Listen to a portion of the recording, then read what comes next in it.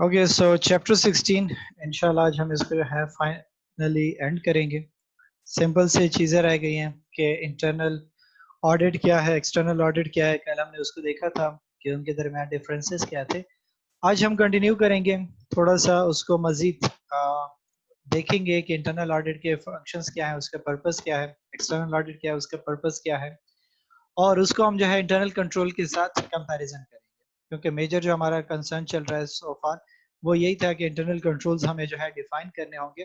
हमें किस तरीके से जो है फ्रॉड्स और एरर्स को रेक्टिफाई करना है। तो उसके लिए हम कह रहे थे कि इंटरनल कंट्रोल होना चाहिए और इंटरनल चेक्स होने चाहिए। तो पहली चीज हम देखते हैं the purpose of internal audit.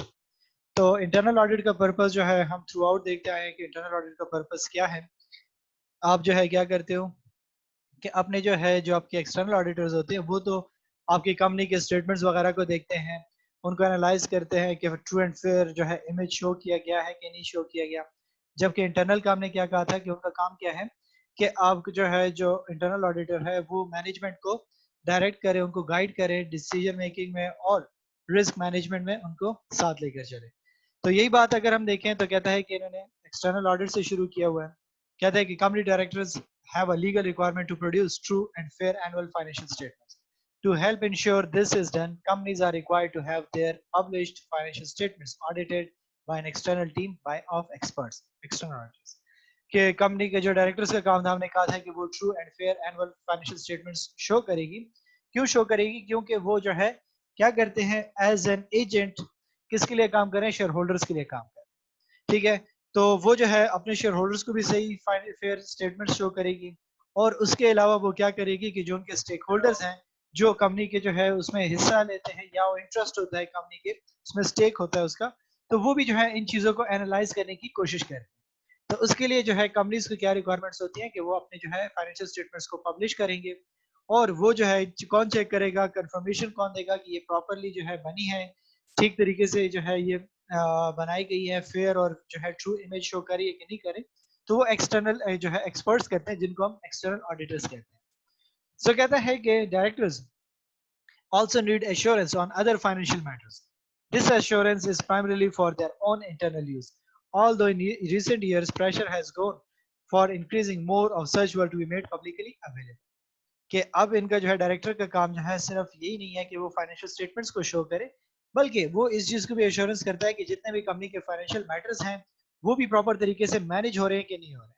कि वो अपने इंटरनल जो है जो मैटर्स हैं फाइनेंस रिलेटेड वो सही तरीके से यूटिलाइज कर रहे हैं कि नहीं कर रहे, उसको सही तरीके से सॉल्व कर रहे हैं कि नहीं कर रहे। रिस्क रिलेटेड जो है उनकी पॉलिसीज क्या है, क्या प्रॉपर तरीके से वो रिस्क को मैनेज कर पा रहे हैं कि नहीं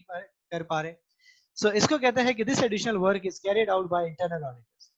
who may be company employees or outside experts from a firm of accountants।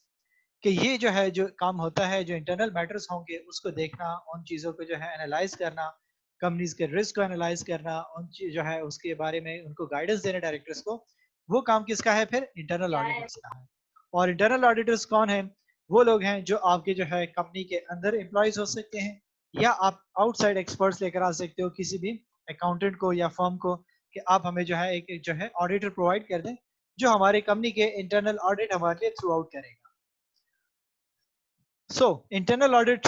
को इन्होंने जो है अगेन उसी तरीके से दोबारा एक्सप्लेन किया हुआ है कि इंटरनल ऑडिट क्या है। वही बात हमने कहा कि वो जो है क्या करेगा कि मैनेजमेंट को इंश्योर करेगा कि एफिशिएंट है, ठीक है, और वो क्या कर लिया कि उनके जो बिजनेस है वो सही तरीके से रन कर रहे हैं, और वो जो है ओवरऑल कंट्रोल इन्वायरमेंट उनका डेवलप हुआ पड़ा है, उनकी जो स्ट्रेटजीज हैं, उनके जो प्लान्स हैं, वो जो है जो फाइनेंस रिलेटेड है या रिस्क रिलेटेड है वो प्रॉपरली मैनेज हो रही है। तो कहते हैं कि internal auditor works has expanded in recent years, and the role of external auditor often now includes helping to set corporate objectives, helping to design and monitor performance measures for these objectives। कि इनका काम जो है मजीद बढ़ता जा रहा है, क्योंकि सबने जो है इसकी इफेक्टिवनेस देख ली है इंटरनल ऑडिटर्स की, कि वो जो है किस तरीके से इन चीज़ों को एनालाइज करते हैं, किस तरीके से जो है डायरेक्टर्स को गाइड करते हैं। तो डायरेक्टर्स के काम भी आसान हो गया। और दूसरी चीज हमने क्या कहा था कि सेग्रीगेशन ऑफ ड्यूटीज भी आ गई, कि डायरेक्टर का रोल उसमें जो है कम हो गया। डायरेक्टली जो है वो क्या करते हैं, ऑडिट वाले खुद ऑडिट करते हैं इंटरनल ऑडिट, और वो ऑडिट कमेटी को गाइड करते हैं कि ये मसले चल रहे हैं या ये फ्रॉड्स है, वो फिर क्या करते हैं डायरेक्टर को बताते हैं। तो शेयर होल्डर्स भी जो है थोड़ा सा रिलैक्स फील करते हैं कि जी अब जो है सेग्रीगेशन हो चुकी है, तो फ्रॉड के चांसेस कम हो चुके हैं,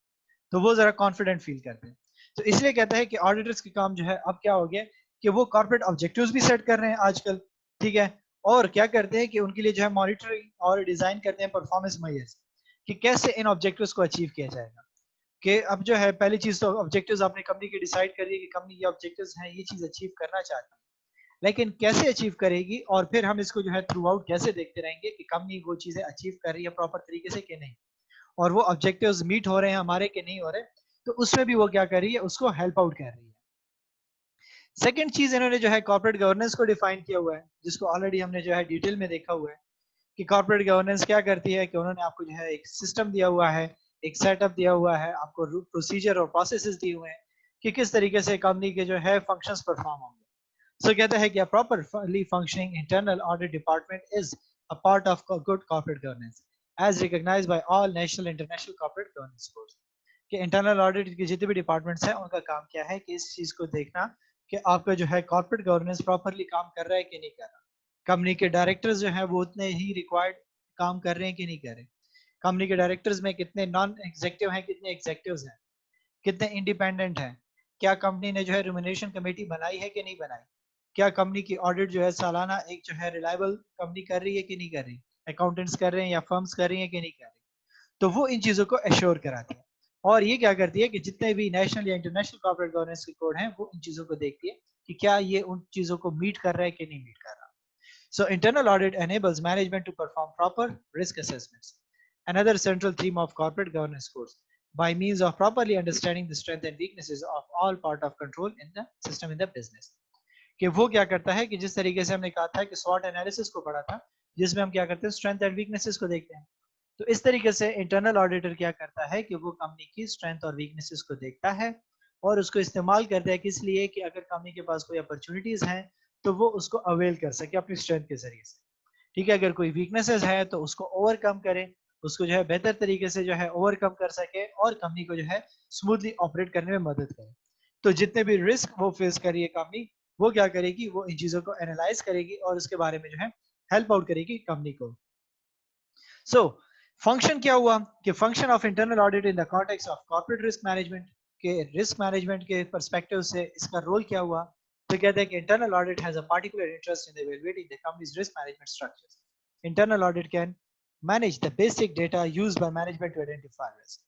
कि वो क्या करेगा कि कंपनी को बेसिक डेटा प्रोवाइड करेगा जो कंपनी यूज कर रही है किसके लिए, आइडेंटिफाई रिस्क, कि वो चाहे जो है स्वॉट एनालिसिस कर रही है या जो है किस तरीके से जो है बीसीजी मैट्रिक्स बना रही है या कोई और तरीके कार अपना रही है जिसके जरिए से वो अपने रिस्क को आइडेंटिफाई कर रही है, तो वो उसके बारे में उसको बेसिक डेटा देगा कि आप जो है इस तरीके से अपने रिस्क को देखो, आपके ये रिस्क हैं, किस तरीके से हमने इसको ओवरकम करना है। और उसके बाद दूसरी चीज कहते हैं कि identify techniques for prioritising and managing risk, कि कौन सा रिस्क जो है बहुत ही ज्यादा खतरनाक है हमारे लिए, कौन सा जो है कम है, कौन सा उससे भी कम है, क्योंकि कंपनी को सिर्फ एक किस्म का तो रिस्क नहीं एसोसिएट। हमने कहा था जब हमने जो है पेस्ट एनालिसिस पढ़ी थी तो हमने क्या कहा था, पॉलिटिकल भी है, इकोनॉमिक भी है, ठीक है, एनवायरमेंटल भी है, सोशल भी जो है उसको रिस्क एसोसिएट है, पॉलिटिकल रिस्क भी है उसको। तो वो क्या करती है कि उसको बताती है कि कौन सा रिस्क हमें ज्यादा इफेक्ट करेगा और कौन सा हमें कम इफेक्ट करेगा, तो हमें पहले किस पे काम करना चाहिए, किसके लिए हमें पहले प्रॉपर प्लानिंग करनी होगी। और थर्ड चीज कहते हैं report on the effectiveness of risk management solutions,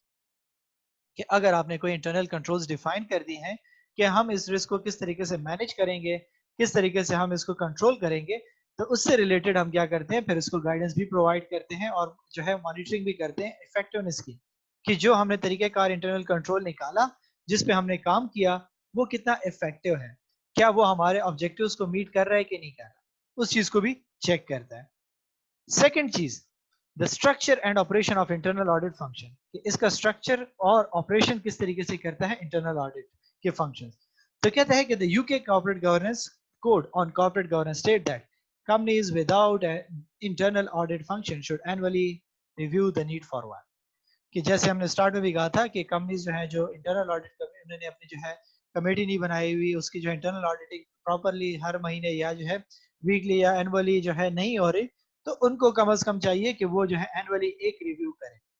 ठीक है। Where there is internal audit function the board should annually review its scope of work, authority and resources. और जहां पे और इंटरनल ऑडिट का फंक्शन है, ठीक हो गया, वो क्या करेगी कि वो जो है रिव्यू करेगी कि बोर्ड जो है किस तरीके से बोर्ड रिव्यू करेगी कि उसके स्कोप ऑफ वर्क क्या है, वो क्या काम कर रही है, उनको क्या अथॉरिटी दी गई है, और वो कौन कौन से रिसोर्सेज इस्तेमाल कर रही है। तो उन पे भी चेक एंड बैलेंस रखना बहुत इंपॉर्टेंट है। सो कहते हैं कि ideally the internal audit function should be staff with qualified experienced staff whose work is closely monitored by an audit committee। और हमने जो है ऑडिट कमेटी को भी फ्री हैंड नहीं देना।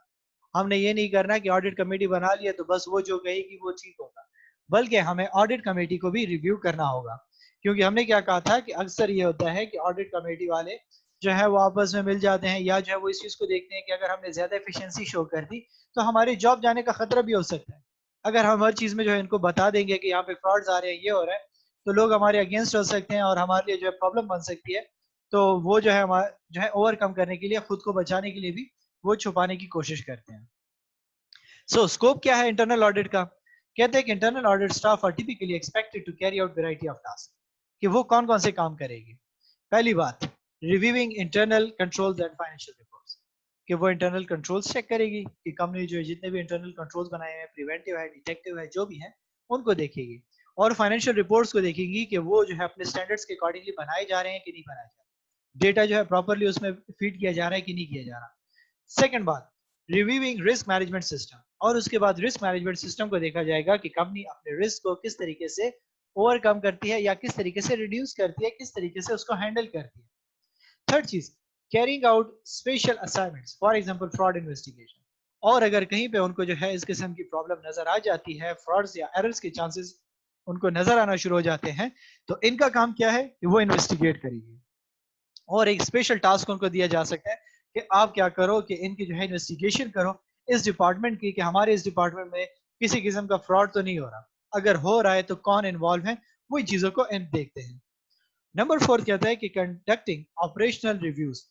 For example into efficiency of parts of the business, कि वो क्या करता है कि वो कंपनी के एफिशिएंसी को भी देखता है कि कंपनी के जो ऑपरेशंस परफॉर्म हो रहे हैं वो एफिशिएंट है कि नहीं है, उनके जो डिपार्टमेंट्स हैं वो इफेक्टिवली काम कर रहे हैं कि नहीं कर रहे, वो कितना जो है प्रोडक्टिव है कंपनी के लिए, कितना प्रोडक्टिव नहीं है, कितना वेस्टेज कर रहे हैं उसके लिए, कितना उसके लिए कॉस्ट इंक्रीज कर रहे हैं, उस चीज को एनालाइज करना भी उसके लिए बहुत जरूरी है। इसके साथ साथ जो है इंटरनल ऑडिट के कुछ जो है लिमिटेशंस भी हैं, ठीक है। वो क्या है? कहते हैं कि internal audit have an unavoidable independence problem, they are employed by the management of the company and yet are expected to give objective opinions on matter for which managements are responsible। कि internal audit के लिए जो सबसे बड़ा मसला है वो है इंडिपेंडेंस का, कि क्योंकि इनको जैसे मैंने कहा कि मैनेजमेंट ने हायर किया हुआ है, तो जब मैनेजमेंट ने जो इसको हायर किया हुआ है तो इसका मकसद क्या है कि मैनेजमेंट के ही ऑब्जेक्टिव्स पे जो है जो मकासद हैं उस पे वो क्या करे, अपने ओपिनियंस देगा, ठीक है, कि जिसके लिए कंपनी जो है रिस्पॉन्सिबल है। अब वो उसके अगेंस्ट तो जाने से रही। सो इसलिए कहता है कि internal audit will only succeed if it is properly staffed and resource, कि इंटरनल ऑडिट आपका तभी सही काम कर सकता है जब आपने प्रॉपर स्किल्ड लोग बिठाए हुए हो और उनको रिसोर्सेज भी दिए हुए हो।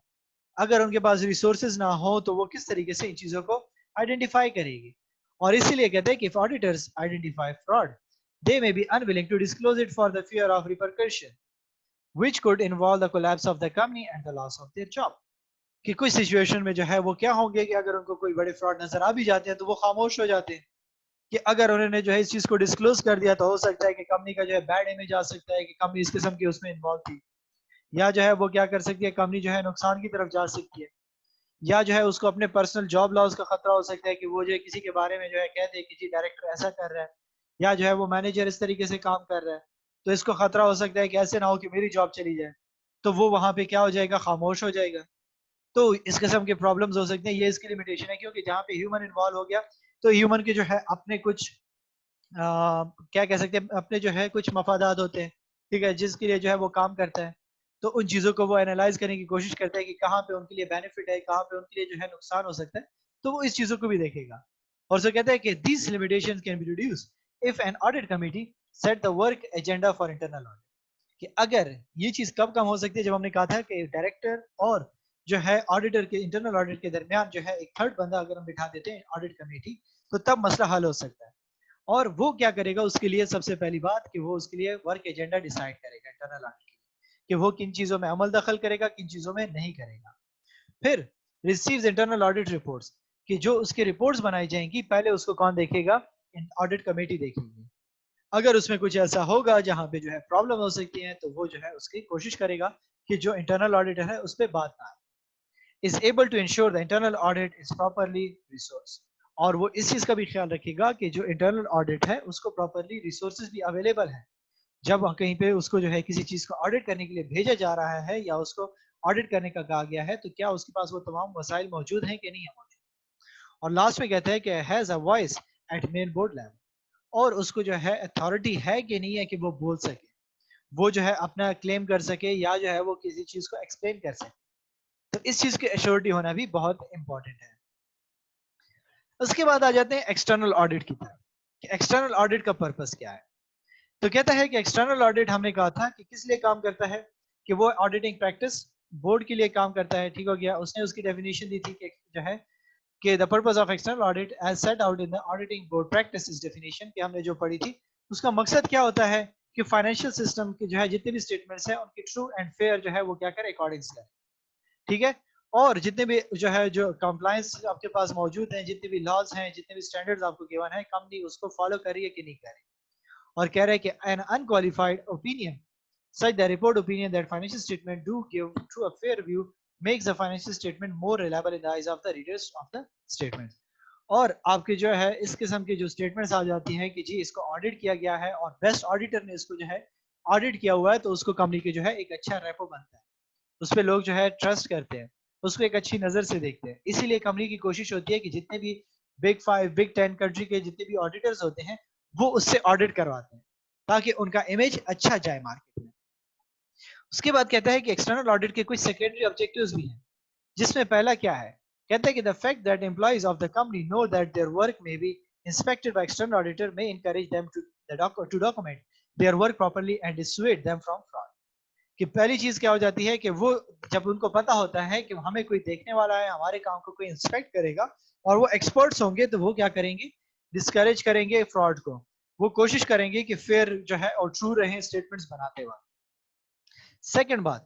the fact that the external auditors will inspect the company's accounting system means that they may be able to suggest improvements to the system which could tighten the controls। और एक्सटर्नल ऑडिटर्स जब इसको जो है देखेंगे, उनके system को inspect करेंगे, तो इसका मतलब क्या है कि वो अपनी सजेशंस भी देंगे कि अगर कहीं पे उसके जो है इंटरनल कंट्रोल में वीकनेसेस हैं तो वो क्या करेंगे, उसको कंट्रोल करेंगे, उसको जो है ओवरकम करेंगे और उसकी जो है जो एडवाइसेस होंगी या सजेशंस होंगी उससे बेनिफिट उठाएंगे। एक्सटर्नल ऑडिट के क्या फायदे हैं, हमें क्यों करना चाहिए एक्सटर्नल ऑडिट। ठीक है, तो कहता है कि disputes between management may be more easily settled। For instance, a partnership which has complicated profit sharing arrangements may require an independent examination of those accounts to ensure as far as possible an accurate assessment and division of those profit।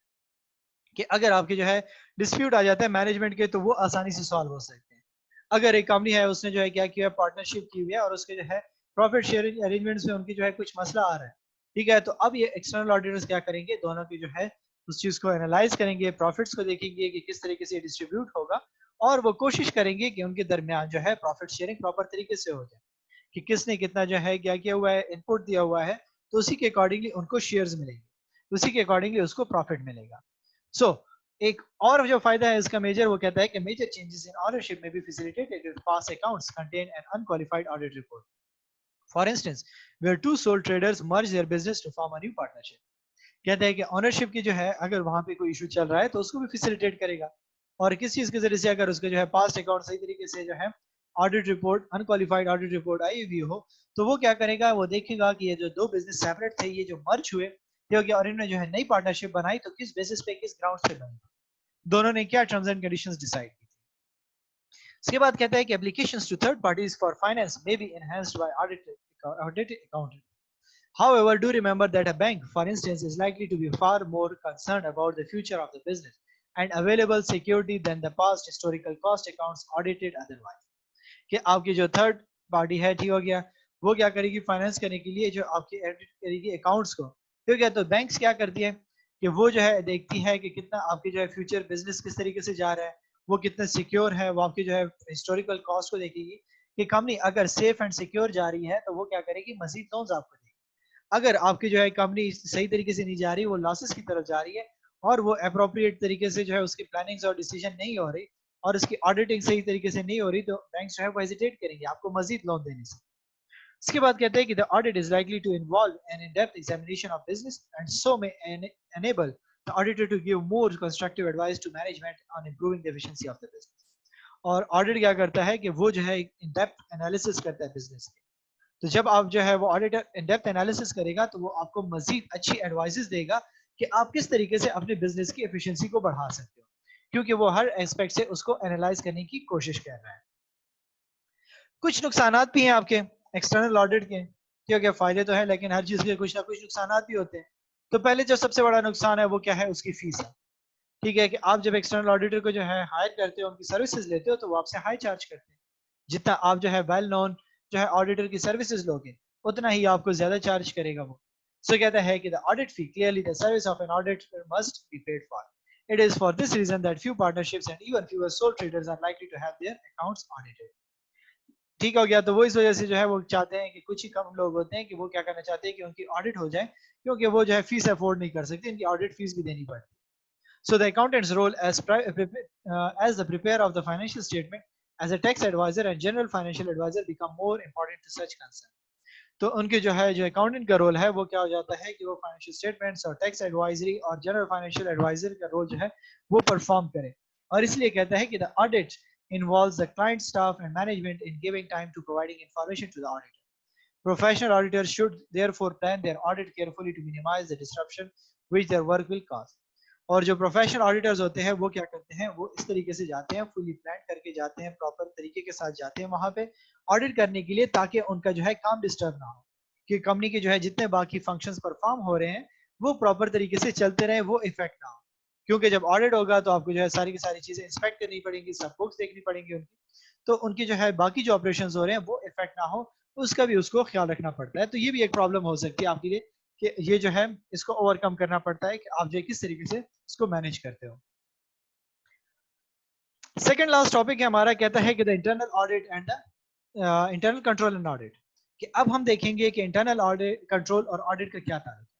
तो हमने है जो है वो देख लिया कि role क्या है इंटरनल ऑडिटर का और एक्सटर्नल ऑडिटर का। अब हम कहते हैं कि इन दोनों चीजों का आपस में भी ताल्लुक है, और वो ताल्लुक क्या है उसको हमने देखना है। पहली चीज कहते हैं कि why internal control interest the external auditor. कि एक्सटर्नल ऑडिटर को इंटरनल ऑडिटर कंट्रोल से, इंटरनल कंट्रोल से क्यों जो है इतना इंटरेस्ट है, वो इसमें क्यों इंटरेस्ट रखते हैं, क्योंकि वो क्यों इतना कंसर्न है इसके बारे में कि इंटरनल कंट्रोल्स होने चाहिए। तो पहली बात कहता है कि the principal reason why internal control interest the external auditor is the reliance on internal controls will reduce the amount of substantive testing of transactions and resultant balances in the ledger account requirements। Substantive tests are tested for accuracy and they are used to establish facts। कि जब उसका internal control strong होगा, उसके जो है statements proper तरीके से record हुई होंगी, प्रॉपर तरीके से जो है उनके ट्रांसपेरेंट तरीके से सब कुछ हुआ होगा, तो फिर जब एक्सटर्नल जो आपके पास ऑडिटर आएगा तो वो ज्यादा डीप टेस्टिंग नहीं करेगा, उसको जो है पहले से ही कंफर्म हो जाएगा कि जी इसके जितने भी स्टेटमेंट्स बनी हुई हैं वो ठीक है, और वो जो है क्या करेगा उसके लिए जो प्रॉपरली इन डेप्थ एनालिसिस है, सब्सटेंसिव मींस कि हम जो उसकी जो इन डेप्थ एनालिसिस करते हैं प्रॉपर एक जो है चैनल से चल के एक एक चीज को एनालाइज करते हैं ट्रांजेक्शंस को, वो थोड़ा सा जो है रिलैक्स होके करेगा, क्योंकि उसको पता है कि वहां पे एक्यूरेसी है, और अगर एक्यूरेसी नहीं होगी तो फिर वो क्या करेगा कि इन चीजों के लिए जो है सब्सटेंटिव टेस्ट करेगा। सो कहता है कि at early stage in their work the auditors will have to decide the extent to which they believe they can place reliance on the internal controls of the enterprise। और शुरू शुरू में जो है वो क्या कर सकते हैं कि वो थोड़ा सा रिलाई कर सकते हैं, वो जो है सोच सकते हैं कि यार इसके जो इंटरनल कंट्रोल जो है वो स्ट्रांग है, तो वो थोड़ा सा इस पे एतबार कर सकते हैं कि कंपनी ने जो स्टेटमेंट्स दी होंगी या जो ट्रांजेक्शंस हैं वो ठीक होंगी, तो वो थोड़ा सा उसके लिए रिलैक्टेंट होगा। ठीक है। इसके बाद कहता है कि as the audit proceeds the decisions will be kept under review and depending on the results of their examination they may decide to place more or less reliance on these controls। कि वो फिर उसके बाद क्या करेंगे कि जब सारा का सारा काम शुरू कर देंगे, उनकी जो है स्टेटमेंट्स और इन चीजों को एनालाइज करना शुरू कर देंगे, तो फिर वो इस चीज को डिसाइड करेंगे कि इनके जो कंट्रोल्स थे क्या वो उस क्राइटेरिया को मीट कर रहे हैं या स्टैंडर्डाइज थे कि नहीं थे,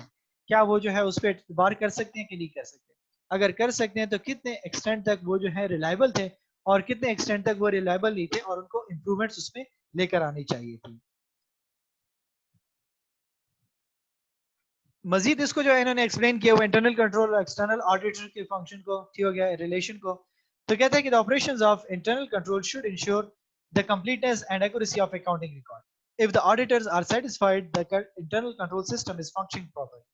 there is therefore a reduced risk for errors in the accounting record।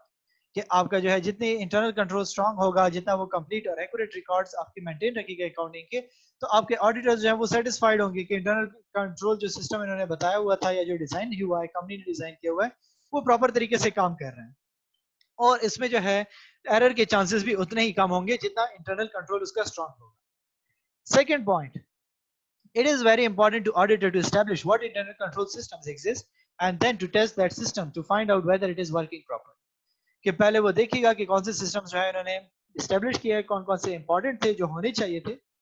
और फिर उसको देखेगा कि क्या वो सही काम कर रहे हैं कि नहीं कर रहे, जिस मकसद के लिए ये बनाए गए थे क्या वो अपने मकसद को अचीव कर रहे हैं कि नहीं कर रहे। Another reason that the auditor need to consider the adequacy of the accounting system is that the auditor typically has a statutory responsibility to form an opinion as to whether proper accounting records have been kept। This implies the operation of sound system of internal controls। कि दूसरी reason जो हमारे पास क्या है कि वो इसकी जो है देखता है कि जो अकाउंटिंग सिस्टम है आपके पास वो एडिक्वेट है, ठीक है, कि वो जो है ऑडिटर की रिक्वायरमेंट को फुलफिल कर रही है, ठीक है, और जो कानूनी उसके लिए जो है रिस्पॉन्सिबिलिटीज थी वो जो है फुलफिल कर रही है कि नहीं कर रही। अगर वो इन चीजों को जो है प्रॉपर तरीके से रख रही है, मेंटेन कर रही है, तो फिर तो उसके लिए जो है वो सिस्टम एक अच्छा सिस्टम है और वो उस पर जो है थोड़ा सा रिलाई कर सकते हैं। कहते हैं कि by recording the accounting systems and checking its operations by tests of control, the auditor can reduce the amount of detailed substantive procedure। The total amount of work is reduced as a result and a more efficient audit achieved। कि उसका काम जो है वो A to Z से कम होगी, जो है वो थोड़ा सा कुछ जो है उसको इंटरनल कंट्रोल ने परफॉर्म करके दिया हुआ है जो रिलायबल था, तो वो जो है वहां से स्टार्ट नहीं लेगा बल्कि वहां से स्टार्ट लेगा जो उसके टाइम को सेव करेगा और जो इसको क्या करेगा एफिशिएंट रिजल्ट्स भी देगा और उसकी टारगेट भी जो है आसानी से अचीव हो सकेगी क्योंकि जो मेन एरियाज होंगे वहां पे उसका फोकस ज्यादा हो जाएगा बनिस्बत उसके कि जो है वो जो है रूट कॉजेज में पड़ा रहे। Second question, why internal control interest the internal auditor. कि इंटरनल ऑडिटर के लिए इंटरनल कंट्रोल्स क्यों इतने इंपॉर्टेंट है, वो उसमें क्यों इंटरेस्ट लेना चाहता है। So कहता है कि a key objective of the internal auditor is to review the organization system of internal control and to provide assurance that the corporate governance requirements are met। कि हमने कहा कि इंटरनल ऑडिटर का काम क्या होता है कि वो जो है इंटरनल कंट्रोल्स को देखता है और देखता है कि जो कॉर्पोरेट गवर्नेंस ने उसको जो है मेजर्स दिए हुए हैं क्या वो चीजें वो फुलफिल कर रहे हैं कि नहीं कर रहे। तो उसका काम ही इसी के साथ है, इंटरनल कंट्रोल के साथ है। So इसलिए कहता है कि therefore internal controls are fundamentals to the work on the of the internal auditor। So internal controls क्या है, वो बुनियाद है किसके लिए, internal auditors के लिए।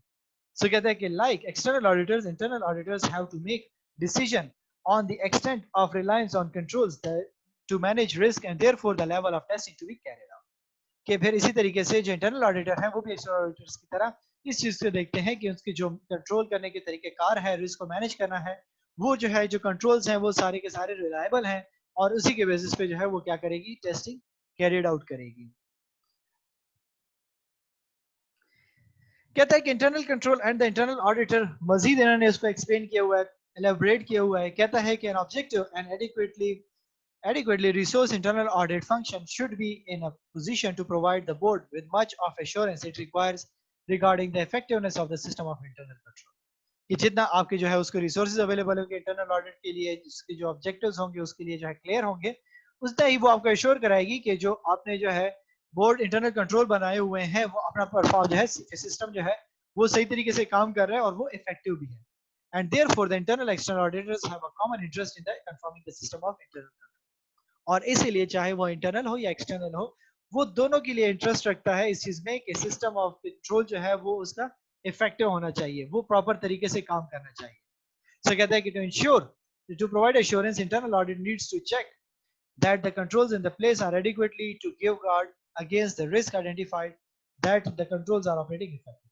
कि वो जो है जितने भी रिस्क आइडेंटिफाई करके दे रहा है वो उससे सिक्योर है कि नहीं है, वो उसको प्रॉपर तरीके से कंट्रोल कर पा रहा है कि नहीं कर पा रहा, और दूसरी बात जो वो ऑपरेशंस कर रहे हैं वो इफेक्टिवली ऑपरेट हो रहे हैं कि नहीं हो रहे। सो कहते हैं कि this requires a decision on whether the right controls are in place for the type and the level of risk identified. The auditor will be interested not just in whether there are sufficient controls but in examples of over control and inefficiencies, कि वो क्या करेंगे, उसके लिए फिर इनको decision लेना होगा कि जो राइट कंट्रोल हैं, जो सही तरीके से इनको जो है आइडेंटिफाई किए गए लेवल ऑफ रिस्क को, वो उसके लिए जो है एडिक्वेट है, वो सफिशिएंट है। और कहता है कि ऑडिटर्स जो है वो क्या है, will be interested not just in whether they are sufficient controls, कि वो सिर्फ sufficient नहीं है, but in examples of over control and efficiencies, कि वो जो है क्या करते हैं कि inefficiencies और over control की तरफ तो उसको नहीं ले जा रहा। ठीक है, सो कहता है कि traditionally internal audit staff were seen as a business prevention because they were seen as adding in additional unnecessary controls. However, increasingly, internal auditors need to adding value and therefore will review the cost effectiveness as well as the adequacy of control. कि हमने क्या कहा था कि inter audit staff की जो है, जो हमने कहा था कि प्रिवेंटिव स्ट्रेटेजी आपकी ऑर्गेनाइजेशन के लिए बहुत ही इंपॉर्टेंट होती है, क्योंकि आप जो है डिटेक्ट करते हो और फिर उसके बाद जो है उसको कंट्रोल करते हो, वो बड़ा ज्यादा कॉस्टली हो जाएगा आपके लिए। सो इससे पहले ही अगर आप क्या कर लेते हो कि इस चीज को जो है प्रिवेंट कर लेते हो, वो बेहतर होता है। तो इसके लिए हम क्या करते हैं कि जो हमारे इंटरनल ऑडिट का स्टाफ है उसको हम जो है बिजनेस प्रिवेंशन के लिए भी इस्तेमाल करते हैं, कि वो जो है आपके लिए अननेसेसरी कंट्रोल्स जो है वो ऐड कर देता है, और अगर कोई मसले जो है आते हैं तो वो उसको पहले से देखता है, और आपकी जितने भी जो है कॉस्ट इफेक्टिवनेस है उसको भी देखता है, और आपके जितने भी जो कंट्रोल्स हैं वो सफिशिएंट है या नहीं है सफिशिएंट, उस चीज को भी एनालाइज करने की कोशिश करता है। सो अगर यहाँ तक आपका कोई क्वेश्चन है तो मुझसे पूछ सकते हैं।